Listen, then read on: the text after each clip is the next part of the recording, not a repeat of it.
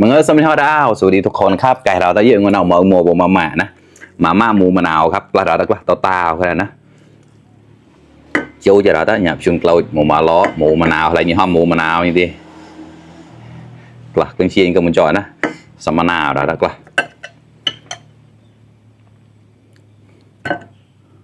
กินมาม่าครับมาครับตอนจะทำมะนาวอย่างนี้เฉยๆแล้วก็แบะไถนะจุดlà chung lôi bùa thọc này đó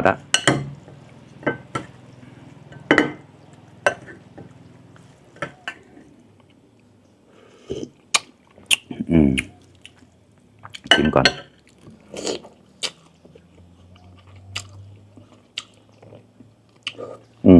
ok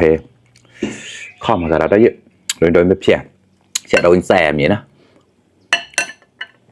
để thắp rồi nhưng mà cáiมาทำโตโต้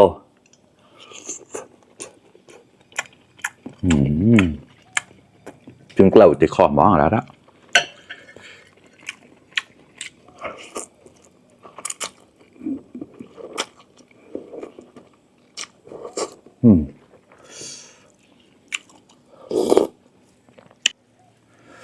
ว้า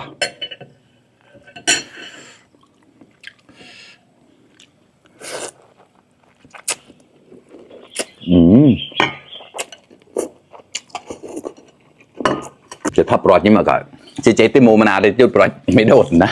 น่าจุดรอดจริงต้องใส่พริกขี้หนูนะครับจะใส่พริกป่นครับมา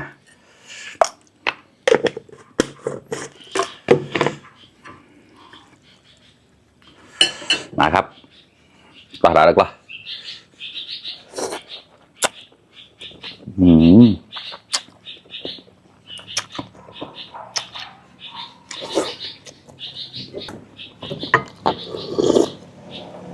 ข้อมัน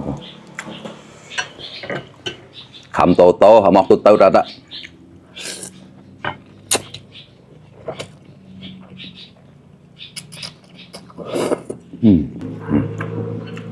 ป้อมมาครับจึงปล่อยแล้ว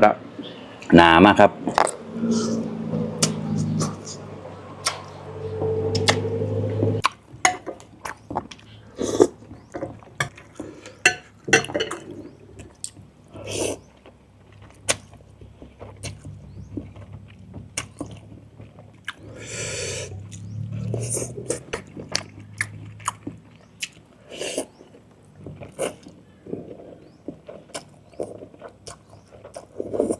วอชเนี่ย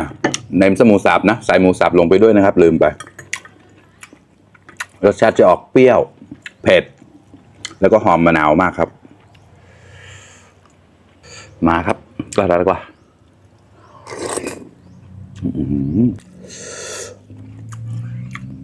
หมูชิ้นโตๆเลยครับจุ่มเกลือเลาะโตๆแล้วกว่า